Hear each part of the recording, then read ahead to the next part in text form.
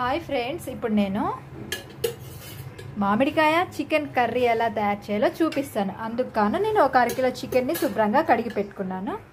ఒక 3 పెద్ద సైజు టమాటాలు, ఒక 4 చీలిక చేసిన పచ్చిమిరపకాయలు, ఒక మీడియం సైజు 3 టమాటాలు, ఒక పచ్చి మామిడికాయ, కరివేపాకు, ఒక 1.5 స్పూన్ ధనియాల పొడి, 2 స్పూన్స్ పచ్చి కారం, ఒక స్పూన్ గరం మసాలా, ఒక 1.5 స్పూన్ అల్లం పేస్ట్.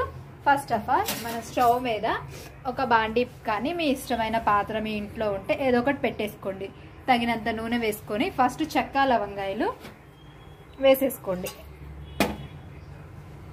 ఫ్రెండ్స్, ఇప్పుడు మన చెక్క లవంగాయలు వేగిపోయింది. పచ్చిమిరపకాయను ఉల్లిపాయ వేసేద్దాం.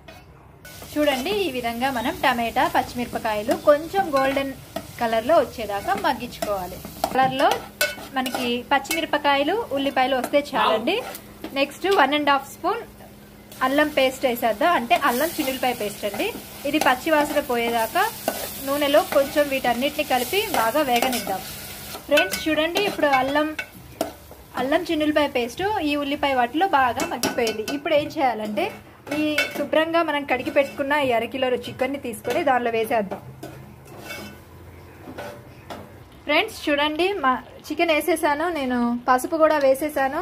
ఇప్పుడు నేను హై ఫ్లేమ్ మీద పావు గంట సేపు ఇట్లా చికెన్ని ఉడికిచ్చేస్తానండి. ఈ పావు గంటలో నేను ఏమేమి ఇంగ్రీడియంట్స్ అన్ని దీనిలో వేస్తానో మీకు చెప్తాను. ఫ్రెండ్స్, ఇప్పుడు మనం మామిడికాయ ముక్కల్ని 10 మినిట్స్ అయింది, ఈ చికెన్లో వేసేస్తాను. చూడండి ఫ్రెండ్స్, చూడండి వేసేసాను. ఈ మొత్తం మళ్ళీ ఇంకొక 10 మినిట్స్ హై ఫ్లేమ్ మీద మగ్గేసేయాలి. మామిడికాయ వేసిన తర్వాత ఈ మామిడికాయలోని పులుపు అంతా చికెన్కి పట్టి సూపర్ ఉండిద్ది. ఫ్రెండ్స్ చూడండి,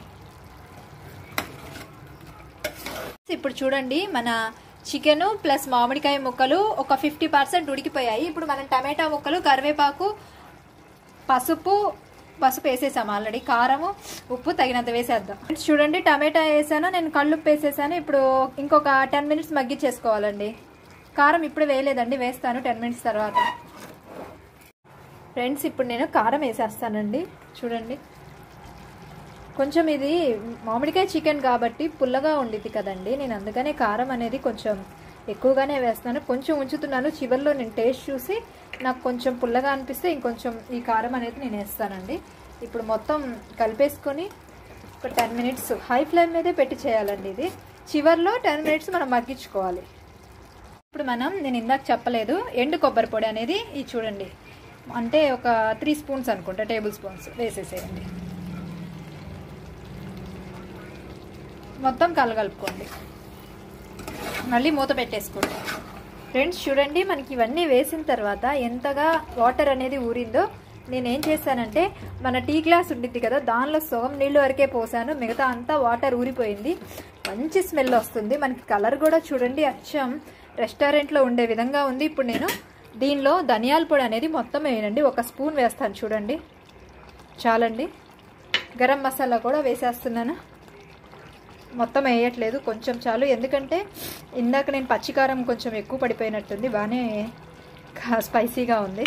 ఇప్పుడు మళ్ళీ మొత్తం కలిపి వేసి మగ్గిచ్చేసుకోండి. ఇదంతా హై ఫ్లేమ్ మీద ఒక 5 మినిట్స్ పెట్టి ఆ తర్వాత 10 మినిట్స్ లో ఫ్లేమ్ మీద ఉడికించుకోవాలి.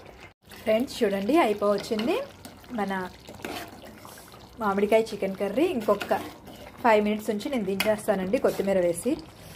ఇప్పుడే ఒక ముక్క నోట్లో పెట్టిన సూపర్ ఉంది, స్పైసీగా పుల్లగా చాలా బాగుందండి. అయిపోయిందండి, ఇంకా ఆపేస్తున్నాను. ఎంతో గుమగుమలాడే మామిడికాయ చికెన్ కర్రీ రెడీ. మీకు మొత్తం గిన్నెలో వేసి చూపిస్తానండి, చాలా బాగుంటుంది. ఎప్పుడు రొటీన్గా కాకుండా కొంచెం గ్రేవీగా ఇట్లా ట్రై చేసుకోండి. నేను మామిడికాయ ముక్కలు కొంచెం పెద్దగా కోసానండి, ఎందుకంటే అవి కొంచెం పెద్దగా ఉంటేనే మనకు తినేటప్పుడు పుల్లగా చాలా మంచి టేస్ట్గా ఉండిద్దండి. ఫ్రెండ్స్ ఇంతేనండి, ఎంతో రుచికరమైన మామిడికాయ చికెన్ కర్రీ రెడీ అండి. వేడి అన్నంలో ఇది వేసుకొని తింటే చాలా బాగుండిద్ది. ఫ్రెండ్స్ చూడండి, పొగలు కక్కుతూ ముక్క కూడా బాగా ఉడికిపోయిందండి. నేను చూశాను, మీకు చూపించలేకపోతున్నాను ఇప్పుడు ఇట్లా అని. అన్నంలో కూడా కలుపుకోలేకపోతున్నాను, ఇంకా అన్నం వండలేదు. ఇలా ఒకసారి ట్రై చేయండి ఫ్రెండ్స్.